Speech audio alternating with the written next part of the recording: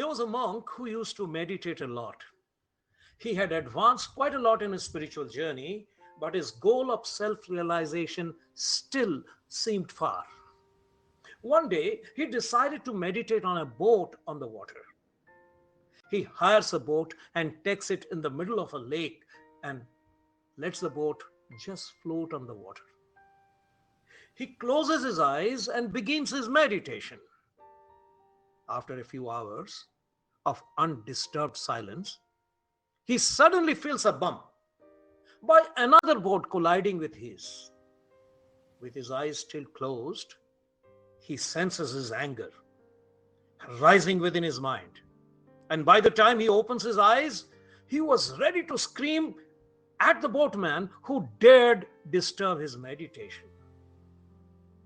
But when he opens his eyes, he sees it's an empty boat that had probably got untethered and was just floating of its own upon the middle of a lake.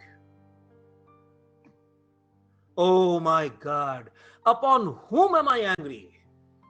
There's no boatman. The monk instantly recognizes the absolute futility of his anger. At that moment, the monk had his smile of sanity. And remembering this story, I too had mine. And hopefully, some of you also are having the same while listening to me right now. Let's together understand one thing: anger comes from nowhere else but from within us.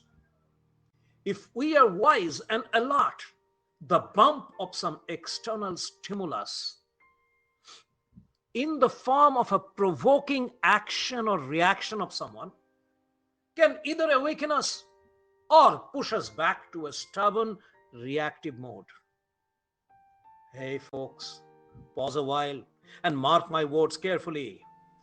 That guy can be the nature's ambassador who has come to lift you out of a deadly trap which has been the cause of various disasters of life. And what is the name of that wretched trap? Anger. It is only when we realize the futility of anger are we then ready to be awakened to higher life.